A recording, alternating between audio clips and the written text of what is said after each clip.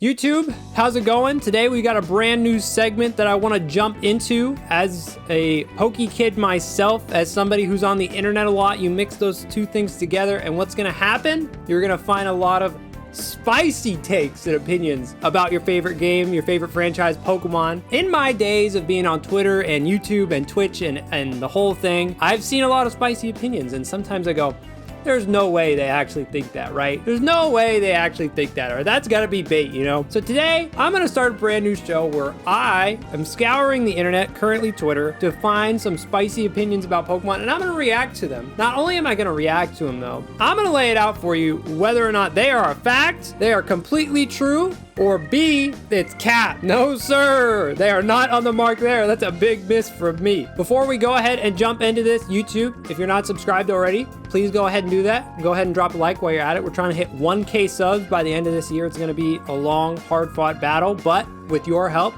we could get there. So go ahead, drop a sub. I'd appreciate that. Alrighty, we've got our first spicy take here from Princess Emmylou. She says, not sure if this is a hot take or not. See, that's how we found it, because it says hot take. But needing to trade certain Pokemon to get them to evolve is just kind of a bad mechanic. Now, chat, you guys are already jumping on to say it's fact right here. And you know what? It's kind of a tough one, right? Because, I mean, Pokemon has been around for a long time. Red and blue, there was trade evolution. However, nice. This is a fact. This is a fact. In the year 2021, there is just no reason to have these trade evolutions, okay? No longer are we living in a time period where getting together and getting your link cable with your friends and like trading your, Machamp for a Gengar so that way you can complete the Pokedex. No longer is that a thing, okay? People just have PK hacks. They just fucking hack shit in if they want to complete the Pokedex. Or they have like a Discord where they just Wi-Fi trade. It's just needless bullshit right now. However, back in the day though, that is not a fact, I'm gonna say it's cap, at least for the first gen of Pokemon, because I think that the reason they implemented it was to like get people to trade because they were like proud of that mechanic. So I'm gonna say for the very first gen of Pokemon. After that though, no reason for it in 2021. In a modern man's Pokemon game, if you're a modern man playing Pokemon, no shot that you wanna do trade evolutions. So that was a good one. I'm glad that we were all on the same page. Yeah, get yourselves involved, chat. I like that. Everybody's joining in to guess. No, this tweet got deleted. Oh no, was this one too spicy? Hold on. Oh no, chat.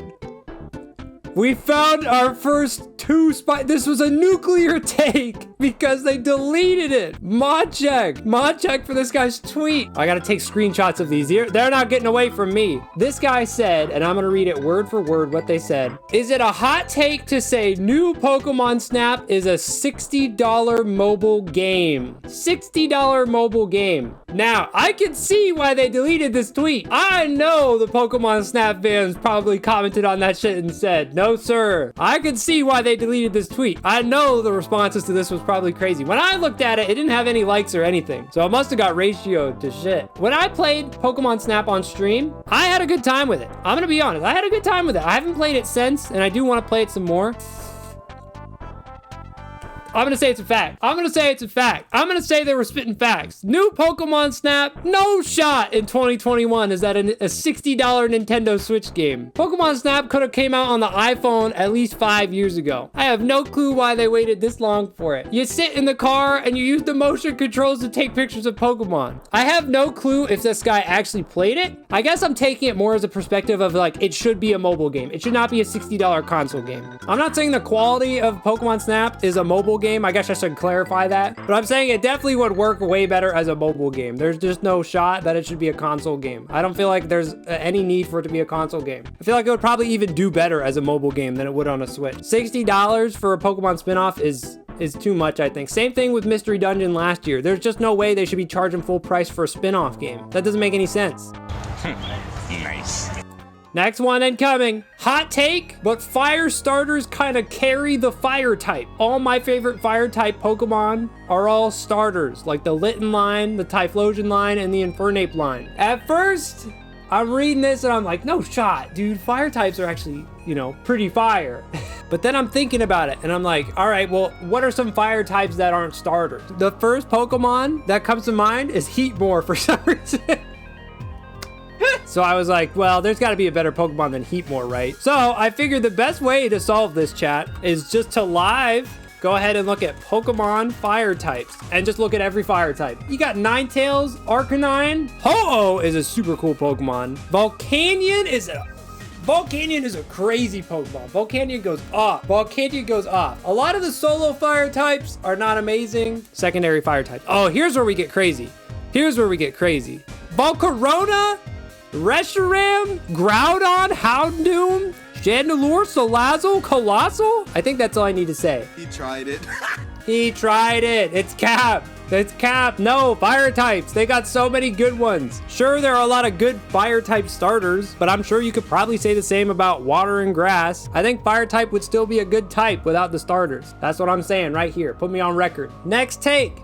Locked and loaded. Hunting shiny Pokemon via Masuda.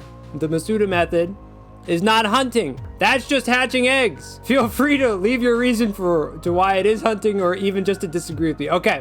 Usually when your engagement bait has written instructions, that's how you can tell it's engagement bait. He tried it. That's how you can tell it's engagement bait. If your engagement bait has written instructions on how to engage with it, to engage with the bait, that's a pretty easy way to tell it's Cap. This is straight up actually, you're not hunting for Pokemon. You're not hunting because you're not out in the wild. You're just hatching eggs. Who thinks about this shit? Who sits down to go, people who say they're shiny hunting, but they're just hatching eggs, they shouldn't call it that. Like, who thinks about that? Who puts effort and time into their day thinking about that? Has to be way too dank. It's the same thing as going to the grass and leaving, just doing the same thing over and over. Yeah, big Cap. He tried it. Next take. Hot take. Early experience share is the best thing to have happen to mainline Pokemon games. So what I interpret this as, them changing the experience share so that way you get it early in the game is the best thing that happened to mainline Pokemon games. The best thing, the number one thing. Well, experience share, I do like the experience share because I hate grinding. I don't know about the best thing. Like that is really like powerful words to say. Getting the EXP share earlier is the best thing that happened in Pokemon games. In fact, many people look at the experience share and they say that's what's wrong with Pokemon today. They say it makes it too easy. You get the full team experience share and you get it way too early. You don't have the option to turn it off anymore. I think the experience share is just like a band-aid for like a much bigger wound, which is the gameplay of Pokemon, and the gameplay loop is fucking boring. And the experience share, aka the method to make it so you don't have to grind, further negates the need to go through the boring shit and the boring like grinding of JRPG madness. Going through the continuous battles and stuff like that. Finding new Pokemon, that's fine. Once I find the new guys one time, that's good enough for me. To wrap that all up, I think it's fact, but I also think it's Cap at the same time. I think that they're onto something when they say early EXP share is good, but I do think it's Cap that's the best thing ever. No shot, it's the best thing ever. So they get half and half there. Next take. Sword and Shield are the best Pokemon games we've had since Black and White. Now, if I want to get, real technical here, I instantly call Cap because Black and White 2 came out after Black and White. So, instantly Cap. I'm going to assume this person means Black and White and Black and White 2. That's what I'm going to assume. I don't know if that's true, but that for the sake of the show, we'll say they're also saying after Black 2, White 2. It's hard for me to look at Sword and Shield and say this is the best Pokemon game of the 3D era. Basically, that's what this guy is saying. Sword and Shield is the best Pokemon game of the 3D era of Pokemon. I, honest to God, think that the Alola region is better than the Galar region. So I'm calling Cap here. Sun and Moon, not widely regarded as great games, but Sword and Shield is even worse if you ask me. Even worse. Sun and Moon at least has a lot of refreshing ideas. There was a lot of moments there where I was like, this is really cool. They've never done this.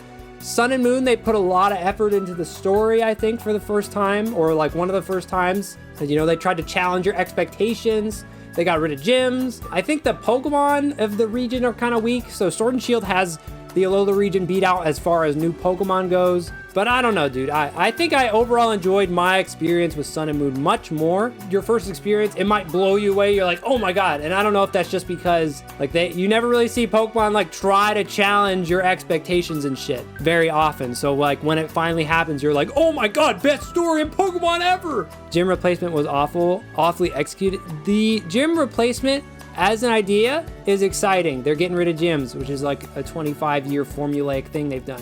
How they got rid of gyms and what they did instead, fucking terrible.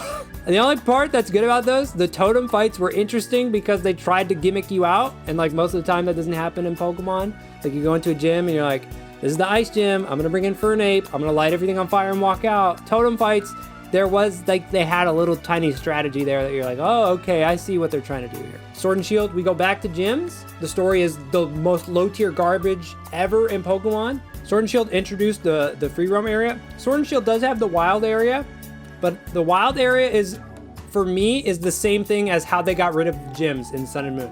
I'm gonna put those at equal level. Idea is cool. Actually having it and actually playing it, fucking terrible.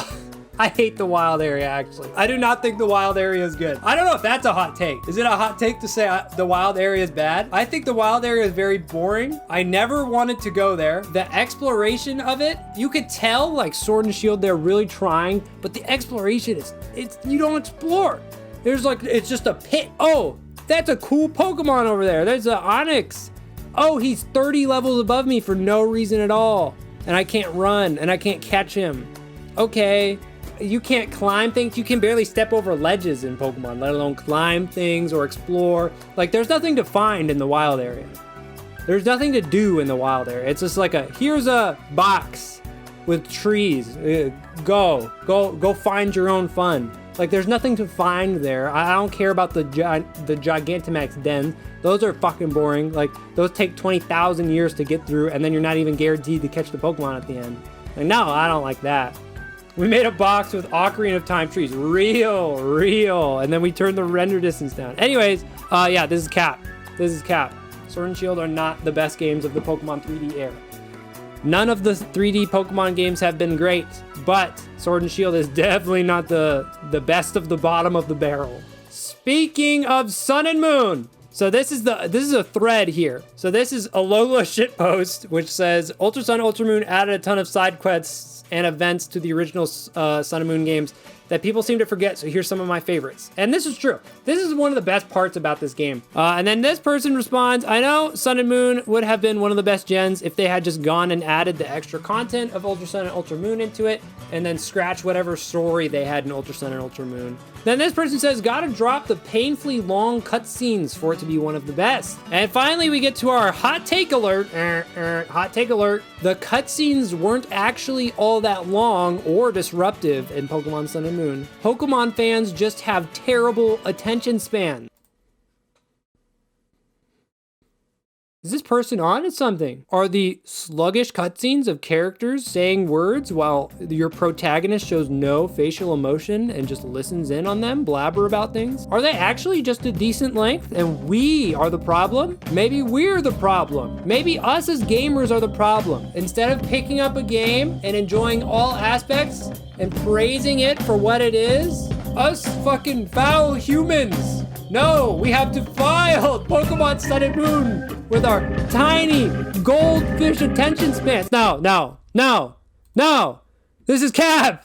No, Sun and Moon is a sluggish ass fuckfest for a lot of the game. Like, there's so many moments where they just like slam the gameplay, especially in like the first part of the game, like the tutorial. Everybody complains about the tutorial. It's very, very disruptive. Disruptive is actually the perfect word to describe it. Pokemon's gameplay loops are already disruptive with the wild encounters in these older games, and not even older. Like, we've only had one Pokemon game now that doesn't have wild encounters. It's just like, I want to go here. Stop. Talk to this person wants to tell you things. I don't care. Stop. Talk to this person wants to tell you more words. And you're like, shut up. Shut up. Oh, tutorial stuff is different. I don't know if that's cutscene. Yeah. Cutscenes is a weird word because it's like there aren't really cutscenes in Pokemon. Like, there are very few cutscenes. So that's what I'm taking that more as just like when there's a situation of like dialogue happening between characters. Like that's what I take it as. All right. Oh, this is a spicy one. Pokemon Sword and Shield had the strongest lineup of characters, but dropped the ball on its villain and was only 1 or 2 complications away from a competent story. So perfect segue from our previous conversation. This person says Sword and Shield has the strongest lineup of characters.